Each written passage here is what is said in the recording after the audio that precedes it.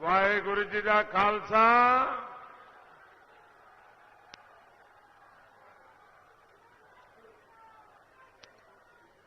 जय श्री राम। जय जय श्री राम। वीर बजरंगबली की। ये पराक्रम की धरती है, ये परिश्रम की धरती है, ये पवित्र धरती है। इस धरती को मैं प्रणाम करता हूं। इस मंच से मैं गुरुद्वारा दमदमा साहिब, तख्त आनंदपुर साहब और गुरुद्वारा तीरथ साहब को हृदय से प्रणाम करता हूं। मैं गुरु जंबेश्वर भगवान के चरणों में प्रणाम करता हूं। भगवान जंबेश्वर की प्रेरणा से हमारा बिश्नोई समाज आज भी पूरी दुनिया में जीव प्रेम और पर्यावरण का सबसे जागरूक सिपाही माना जाता है। साथियों, इस चुनाव में ये पंजाब में इस बार का जो चुनाव है, ये एक प्रकार से मेरी आखिरी सभा है और कल शाम को चुनाव प्रचार भी समाप्त हो रहा है। मैं बीते कुछ दिनों से पंजाब के अलग अलग क्षेत्रों में गया हूं। पूरे पंजाब में आज एक सुर से एक ही आवाज उठ रही है, भाजपा को जिताना है, एनडीए को जिताना है, पंजाब में डबल इंजन की सरकार बनाना है।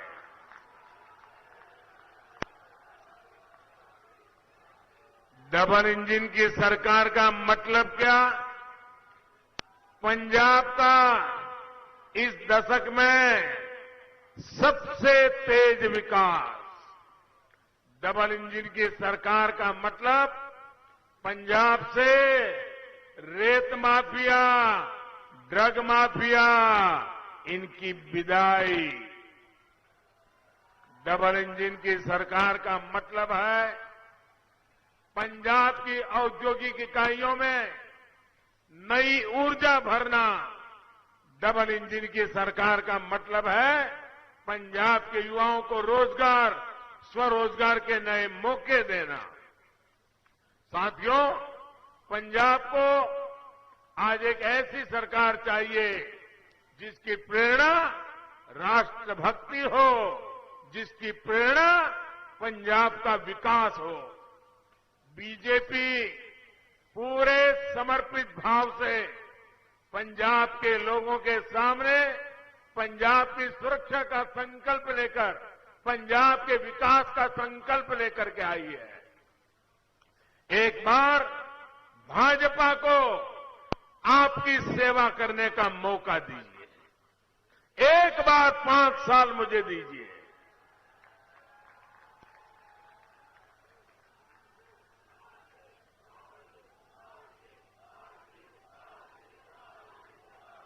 अब फिर देखिएगा डबल इंजन की सरकार कैसे पंजाब को तेज गति से आगे बढ़ाती है। आप देखिए, देश के इतने सारे राज्य हैं, जब कांग्रेस एक बार गई तो फिर कभी लौटकर आई ही नहीं। और जहां भाजपा को आशीर्वाद मिल गया, वहां तो कांग्रेस जड़ मूल से साफ हो गई। साथियों, पंजाब के एक क्षेत्र ने देश को ये दिखाया था कि खेती भी खुशहाली का जरिया बन सकती है। लेकिन आज स्थितियां बदल रही है। यहां की मिट्टी की उपजाऊ क्षमता घट रही है। मिट्टी में केमिकल्स बढ़ गए हैं। भाइयों और बहनों, इतिहास गवाह है, कांग्रेस ने किसानों को हमेशा धोखा दिया है। स्वामीनाथन कमीशन की सिफारिशों को लागू करने की मांग सालों से देश में थी। ये फाइल पर बैठ गए थे, लेकिन कांग्रेस सरकारें झूठ पर झूठी बोलती रही। केंद्र में हमारी सरकार बनी तो हमने उन सिफारिशों को लागू करने का काम करके दिखाया। भाइयों बहनों, ये हमारा किसानों के प्रति हमारी भारतीय जनता पार्टी का लगाव है।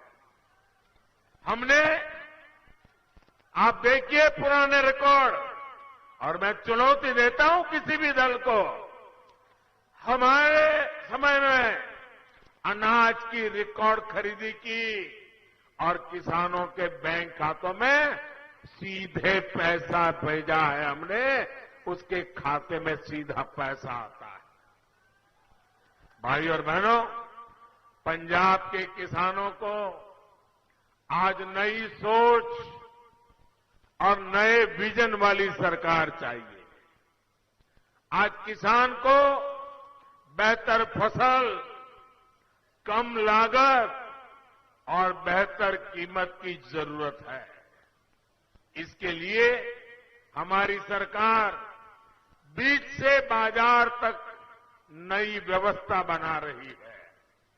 ये भाजपा की सरकार है जिसने जल जीवन मिशन शुरू किया है। आज हम पंजाब के घर घर में साफ पानी का कनेक्शन देने के लिए, नल से जल पहुंचाने के लिए हम बहुत तेज गति से काम कर रहे हैं।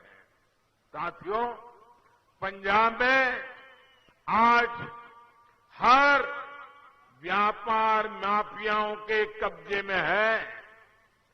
व्यापारियों को माफियाओं की कृपा पर जीने के लिए मजबूर होना पड़ रहा है। इसकी सबसे बड़ी तकलीफ हमारे छोटे व्यापारियों को हो रही है। राज्य में असुरक्षा बढ़ती है, गलत नीतियां होती हैं, तो हमारा व्यापारी इसका नुकसान उठाता है। आज आप देखिए, इतनी संभावनाओं से भरा पूरा पंजाब, लेकिन इंडस्ट्री यहां से छोड़ करके भाग रही है। हमारे नौजवानों का भविष्य में एक सवालिया निशान खड़ा हो रहा है। कांग्रेस सरकार की नीतियों के कारण यहां जल्दी कोई आने को तैयार भी नहीं है।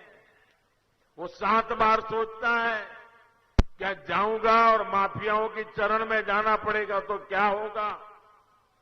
इन स्थितियों को भी डबल इंजन की सरकार ही बदल सकती है।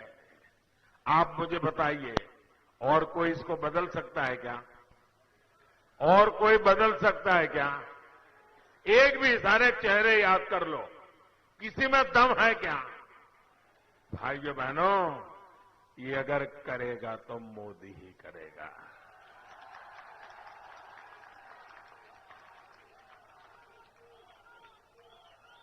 हमने अपने घोषणा पत्र में अनेक संकल्प लिए हैं। पंजाब में बेहतर इंफ्रास्ट्रक्चर होगा, पारदर्शी सरकार होगी, तो न उद्योगों को पलायन करना पड़ेगा, न नौजवानों को अपना गांव, अपने दोस्त, अपने बूढ़े मां बाप, अपने खेत खलिहान, ये सब छोड़ करके मेरे नौजवानों को पंजाब से बाहर नहीं जाना पड़ेगा। साथियों, गरीब की तकलीफ दूर हो, उसका जीवन आसान बने, ये हमारे लिए सर्वोच्च प्राथमिकता का काम है। कोरोना काल में भाजपा सरकार गरीबों को मुफ्त राशन दे रही है और मुफ्त वैक्सीन भी दे रही है। आपको सबको वैक्सीन लगी है? सबको वैक्सीन लगी है? आपको कोई पैसा देना पड़ा क्या?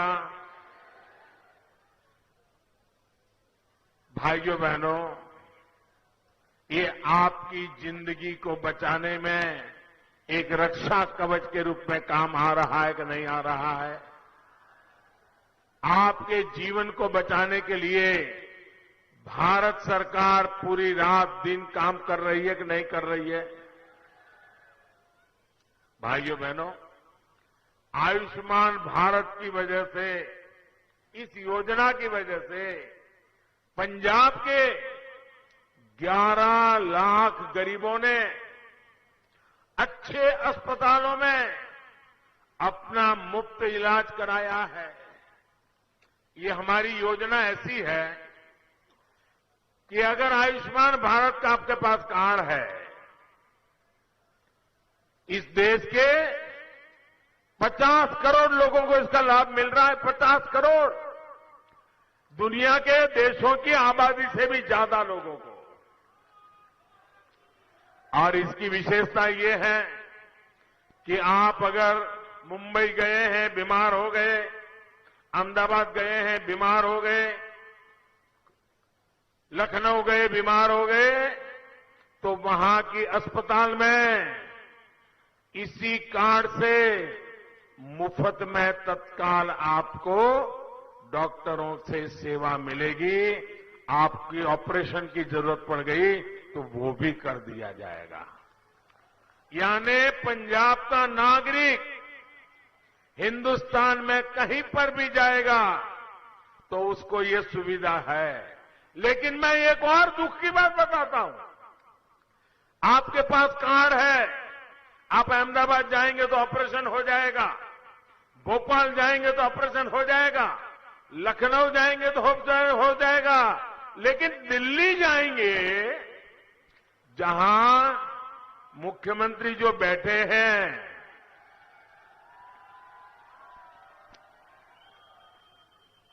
दिल्ली में जहां दिल्ली सरकार की अस्पतालें हैं, वहां पर आपको मना कर देंगे। क्यों? क्योंकि इस योजना के साथ वो जुड़ने के लिए तैयार नहीं है।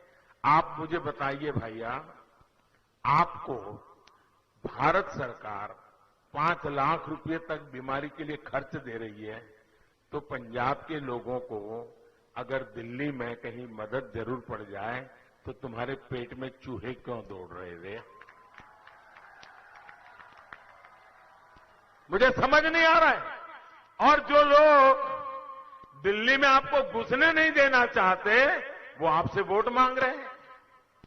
क्या ऐसे लोगों को पंजाब में कुछ भी करने का हक है क्या? है क्या? भाइयों बहनों, हमने जो आयुष्मान भारत योजना की बात बनाई है, इससे पंजाब के गरीबों के करीब करीब 2000 करोड़ रुपए बचे हैं। 2000 करोड़ रुपए। अब कल्पना कीजिए, गरीब के लिए 2000 करोड़ रुपए उसकी बीमारी में काम करने का काम दिल्ली में मोदी बैठ करके कर रहा है। भाइयों बहनों, ये हमारे दिल में आपके प्रति चिंता है। पंजाब में 300 से ज्यादा जन औषधि केंद्र चल रहे हैं और वहां पर जो बाजार में महंगी दवाई मिलती है, वैसी ही दवाई में कोई समझौता नहीं, कोई कॉम्प्रोमाइज नहीं, उसकी क्वालिटी में कोई कॉम्प्रोमाइज नहीं। लेकिन हमने जो जन औषधि केंद्र खोले हैं, जो बाजार में दवाई 100 रुपये में मिलती है, वो ही दवाई यहां 10 रुपये 20 रुपये में मिल जाती है। भाइयों, ये काम हमने किया। हम कैसे मदद कर रहे हैं देखिए आप। अगर किसी के परिवार में बुजुर्ग मां बाप है, डायबिटीज हो गया, रोज उनको गोलियां लेनी पड़ रही है, इंजेक्शन लेना पड़ रहा है, अगर ये दवाइयां घर में ला दे महीने का 2-2.5 हजार का खर्चा तो होता ही होता है। मध्यम वर्ग के परिवार पर 2-2.5 हजार का दवाई का बोझ लग जाता है। लेकिन अगर जन औषधि से ले आएंगे दवाई तो सिर्फ 100-150 रुपये में आपका काम चल जाएगा। हर गरीब परिवार का, मध्यम वर्ग के परिवार का 1000-1500 रुपया बचेगा कि नहीं बचेगा? बचेगा कि नहीं बचेगा? लेकिन हम इसके लिए अरबों खरबों की जाहिरात नहीं करते भाई। हम तो गरीब के लिए जीते हैं, गरीब के लिए काम करते हैं, मध्यम वर्ग के लिए जीते हैं, मध्यम वर्ग के लिए काम करते हैं। अगर हाई ब्लड प्रेशर है, अगर उन्हें ऐसे स्टोर में गए, बहुत सस्ते में दवाई मिल जाएगी। इन केंद्रों से भी हर साल पंजाब के लोगों को करीब करीब 300 करोड़ रुपयों का फायदा हो रहा है। यहां के नागरिकों को दवाई के खर्चे में 300 करोड़ की बचत। भाइयों बहनों, ये मदद है कि नहीं है? ये मदद है कि नहीं है? ये आपका भला करने के लिए है कि नहीं है? क्या कभी हमने किसी अखबार में इश्तिहार दिया है क्या? एडवर्टाइजमेंट दिया है क्या? इसी तरह हमारी सरकार ने जो स्टेंट के पैसे कम कराए हैं, हृदय की बीमारी हो, हार्ट का स्टेंट लगाना है, आजकल नी की बीमारी हो जाती है, 50-60 साल की उम्र के बाद शुरू हो जाता है, नी ट्रांसप्लांट करवाते हैं, इसमें भी हमने उसके दाम बहुत कम करवा दिए, कानून का उपयोग किया। और इसके कारण जिन जिन लोगों ने हृदय में अगर स्टेंट लगवाया है, हार्ट में ऑपरेशन करवाया है या नी ऑपरेशन करवाया है, उसके भी करोड़ों रुपयों की बचत हुई है। भाइयों बहनों, हेल्थ सेक्टर में काम कैसे होता है, इसके ये उदाहरण मैं बताता हूं। पीएम किसान सम्मान निधि के तहत केंद्र सरकार ने पंजाब के किसानों के बैंक खातों में 3,700 करोड़ रुपया 3,700 करोड़ रुपया सीधा सीधा किसान के बैंक के खातों में जमा हुआ है। अकेले पंजाब में, बीच में कोई कंपनी, कट की कंपनी नहीं, कोई बिचौलिया नहीं, कोई माफिया नहीं, सीधा। भाइयों बहनों, मुझे बताइए, किसान मुझे आशीर्वाद देगा कि नहीं देगा? देगा कि नहीं देगा? इसका लाभ पंजाब में करीब 23 लाख किसानों को मिला है। 23 लाख किसानों को केंद्र सरकार की प्रधानमंत्री आवास योजनाओं के तहत पंजाब में 75,000 से अधिक घर बनाए जा रहे हैं।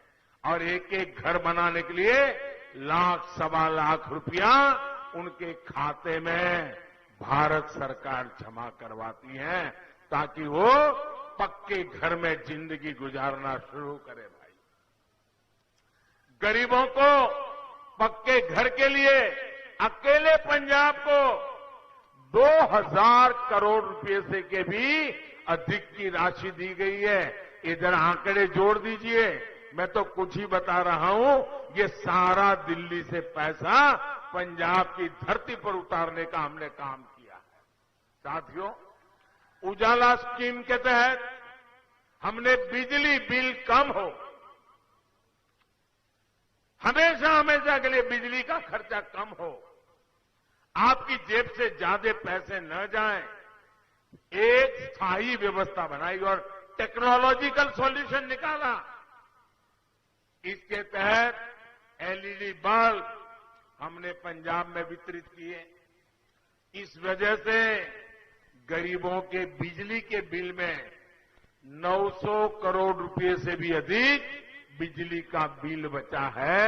अगर मध्यम वर्ग के घर में 4 लट्टू वाले हैं तो उसका 1,500, 2,000 रुपया बच जाता है बिजली का। भाइयों, ये लोग आज जो वादे कर रहे हैं प्रकार से आपके घर में रोशनी लाने का वादा नहीं है, आपके जेब के पैसे बचाने का वादा नहीं है।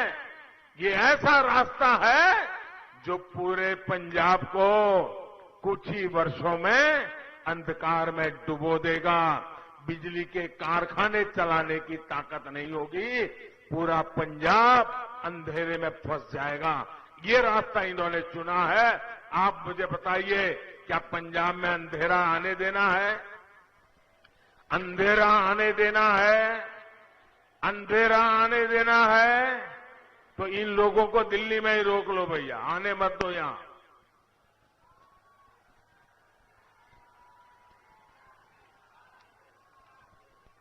हम इस बात की व्यवस्था भी कर रहे हैं कि ना सिर्फ बिजली का बिल कम हो, बल्कि बिजली कारखाने भी अच्छे ढंग से चले और जरूरत के हिसाब से नए कारखाने भी लगे।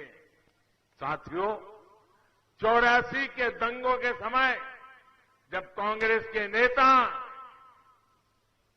नौसंवार चल रहा था और कांग्रेस के नेता क्या कर रहे थे, हुक्म कहां से आ रहे थे, ये आपसे ज्यादा और कौन जानता है भाइयों।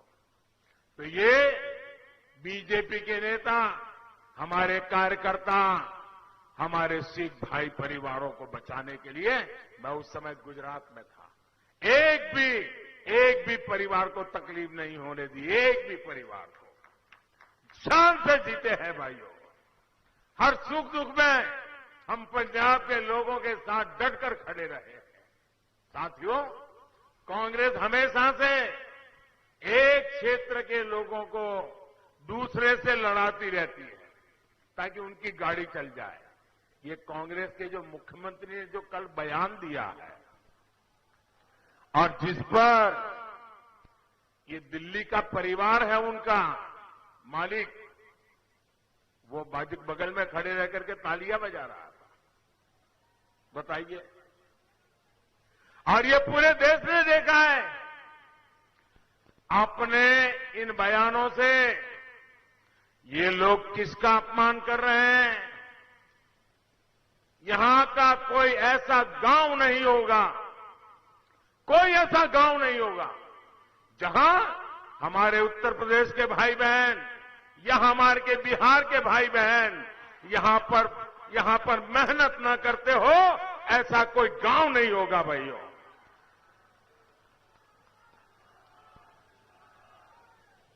कल ही हमने संत रविदास जी की जयंती मनाई है, संत रविदास जी की जयंती मनाई है। मैं जरा इन नेताओं से पूछना चाहता हूं, आप मुझे बताइए, संत रविदास जी कहां पैदा हुए थे? क्या पंजाब में पैदा हुए थे क्या? संत रविदास जी उत्तर प्रदेश के बनारस में पैदा हुए थे, काशी में पैदा हुए थे। और आप कहते हो उत्तर प्रदेश के भाइयों को घुसने नहीं दोगे, तो क्या आप संत रविदास जी को भी निकाल दोगे? क्या संत रविदास जी के नाम को मिटा दोगे? क्या भाषा बोलते हो तुम लोग? इतना ही नहीं, मैं जरा पूछना चाहता हूं, गुरु गोविंद सिंह जी का जन्म कहां हुआ था? गुरु गोविंद सिंह जी का जन्म कहां हुआ था? पटना साहिब में हमारे गुरु महाराज गुरु गोविंद सिंह का जन्म हुआ था। और आप पटना में हुआ, बिहार में हुआ, और तुम कहते हो बिहार के लोगों को घुसने नहीं देंगे।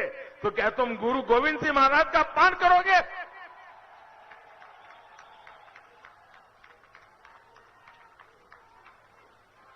आप गुरु गोविंद सिंह जी का अपमान सहन करोगे क्या? जिस मिट्टी में गुरु गोविंद सिंह जी ने जन्म लिया, उस मिट्टी का अपमान करोगे क्या? जिस मिट्टी में गुरु गोविंद सिंह जी ने जन्म लेकर के हमारी रक्षा की, उस मिट्टी के संतानों को उस पंजाब में घुसने नहीं देंगे, ये भाषा का प्रयोग करोगे क्या? संत रविदास जी, जिन्होंने समाज का इतना बड़ा कल्याण किया, काशी में पैदा हुए, आज पंजाब के हर घर में संत रविदास जी के प्रति श्रद्धा है। क्या आप उनको भी निकाल दोगे? हम यूपी बिहार के लोगों को घुसने नहीं देंगे। भाइयों बहनों, इस तरह की विभाजनकारी सोच को एक पल के लिए पंजाब में राज करने का अधिकार नहीं है। भाइयों बहनों, हमारा पंजाब सीमावर्ती राज्य है। इस पर सीमा पार से हमेशा नापाक नजरें बनी रहती है, गड़ी रहती हैं। इसलिए यहां जो सरकार बनेगी वो राष्ट्र प्रथम, नेशन फर्स्ट, इसके लिए प्रतिबद्ध सरकार होनी चाहिए। ढुलमुल रवैये वाले लोग नहीं होने चाहिए। जो लोग भारत को एक राष्ट्र ही नहीं मानते, देश की अखंडता, पंजाब की सुरक्षा, ऐसे लोगों के हाथ में हम सुपुर्द नहीं कर सकते हैं। पंजाब वैसे भी आज अनेक चुनौतियों का मुकाबला कर रहा है। इन चुनौतियों में अब एक समस्या अस्थिरता वाली हमने किसी भी हालत में जोड़नी नहीं है। लेकिन आज कांग्रेस पंजाब को फिर से अस्थिरता की तरफ ले जाने का प्रयास कर रही है। साथियों, कांग्रेस की जो पार्टनर इन क्राइम एक नई पार्टियां आई हैं,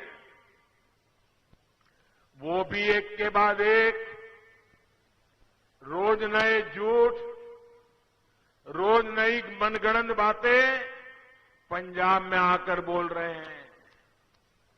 वो लोग जिनकी दिल्ली में सरकार है, आप अगर इनकी सरकार को देखेंगे तो पता चल जाएगा कि ये लोग सिखों को, पंजाबियों को डगर डगर पर कितना अपमानित करते हैं।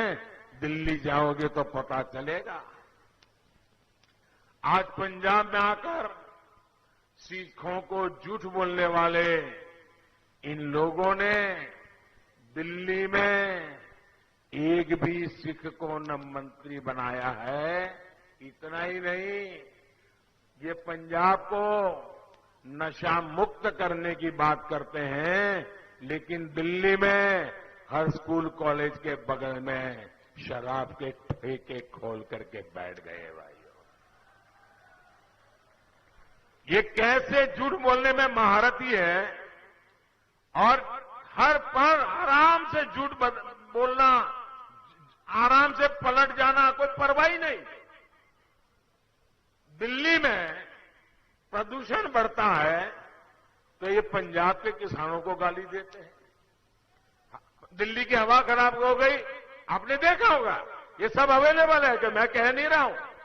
अब दिल्ली में जाओ तो पंजाब के किसानों को गाली दो और यहां आकर के किसानों को गले लगाने की बात करो। किसी के गले उतरेगा क्या? उतरेगा क्या? ये फरेब चलेगा क्या?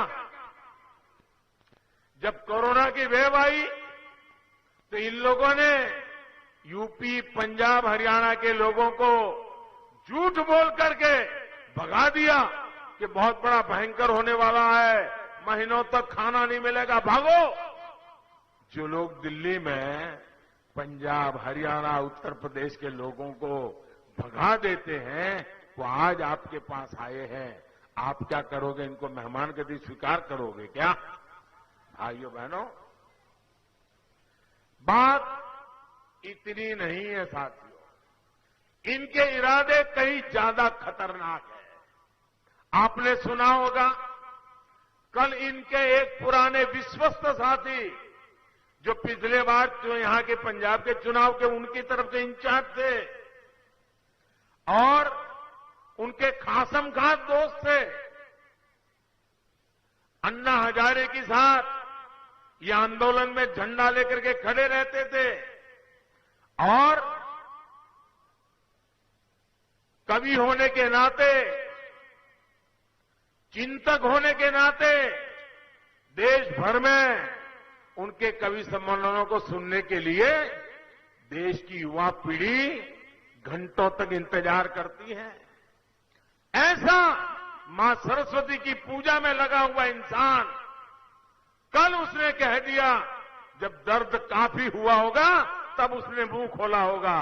और कल जब उसने कहा है, उन्हीं के साथी ने जो आरोप लगाया है वो बहुत खतरनाक है दोस्तों, बहुत खतरनाक है। इसलिए जो कल उन्होंने, उन्हीं के एक साथी ने इनके चरित्र का जो वर्णन किया है, इसको हर मतदाता ने, हर देशवासी ने बड़ी गंभीरता से लेने की जरूरत है।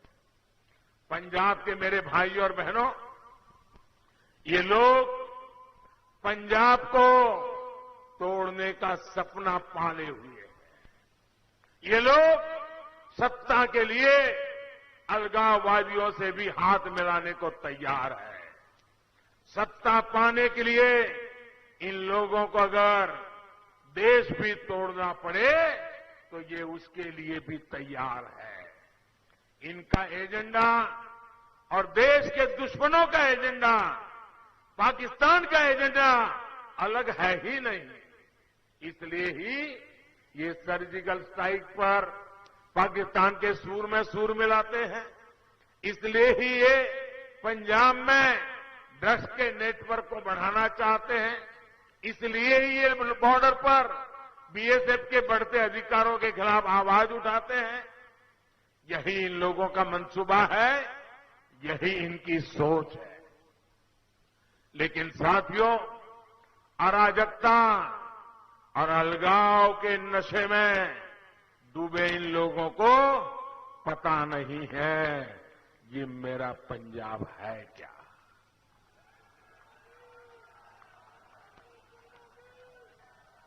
ये मेरे पंजाब ने कितने घाव झेले हैं, लेकिन इस देश के लिए मरने मिटने में कोई आगे रहा है तो मेरा पंजाब रहा है भाइयों। पंजाब उन गुरुओं, उन शहीदों की भूमि है जिन्होंने देश के लिए अपने प्राण न्योछावर कर दिए थे। ये पंजाब और ये भारत किसी की साजिशों से टूटने वाला नहीं है। हर भारतीय ऐसी ताकतों के सामने पूरी ताकत से खड़ा है।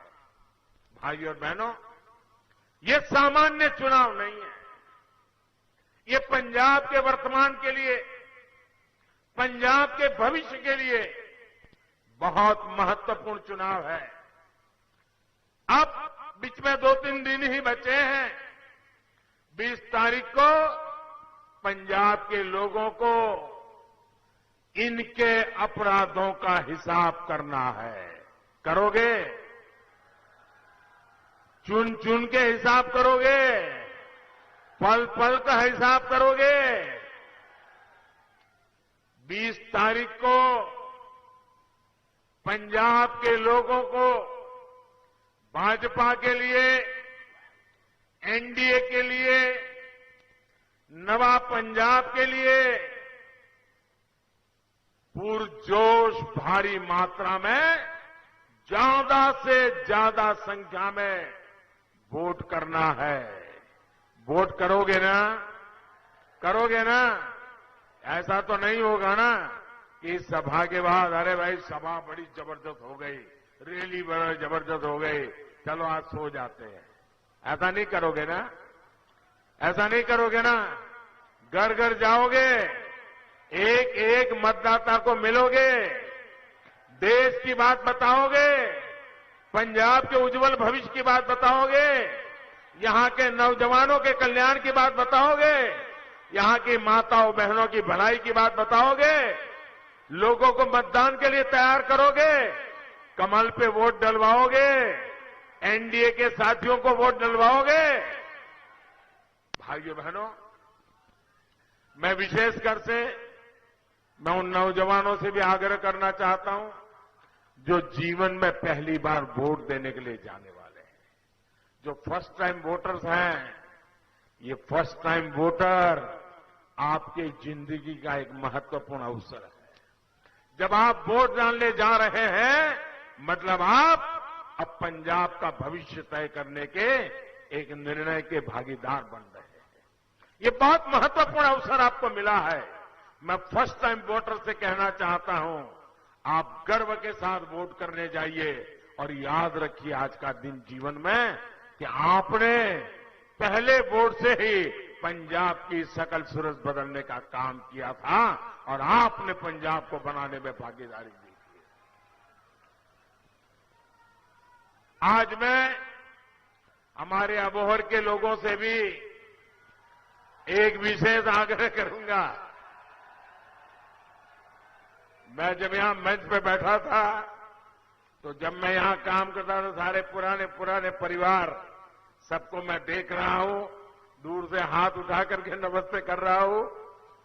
आप सबके बीच में लंबे अरसे तक काम करने का मुझे मौका मिला है, लेकिन आपसे अबोहर के मेरे साथियों को मैं एक विशेष जिम्मेवारी देना चाहता हूं। मुझे बताया गया कि हमारे उम्मीदवार को कोरोना के कारण अब बाहर निकलना मुश्किल हो गया है, तो अभी 2-3 दिन आप ही को हर यहां का नागरिक ही उम्मीदवार है। अब हमारे उम्मीदवार कोरोना के कारण ना आ पाए, हर व्यक्ति हमारा उम्मीदवार है, हर कार्यकर्ता हमारा उम्मीदवार है। हमें मिलकर के अबोहर में 2-4 दिन उनको थोड़ा रेस्ट करना पड़ेगा, आइसोलेशन में रहना पड़ेगा। उस काम को हम निभाएंगे क्या? एक एक कार्यकर्ता इस बात को निभाएगा। देख के हम मिलकर चलेंगे। एनडीए के हमारे साथी श्रीमान ढींडसा साहब, कैप्टन साहब, हम सब मिलकर के पंजाब के सपनों को पूरा करने में कोई कमी नहीं रहेगी। इसी आशा के साथ आप सभी का बहुत बहुत धन्यवाद। दोनों मुट्ठी बंद करके पूरी ताकत से बोलिए भारत माता की, भारत माता की, भारत माता की। जो हमारे उम्मीदवार है इस चुनाव में, उनसे मेरी यह प्रार्थना आगे आ जाए ताकि मैं भी आपके साथ खड़ा हो जाऊं, हरदीप जी भी आ जाए। भारत माता की, भारत माता की। बहुत बहुत धन्यवाद।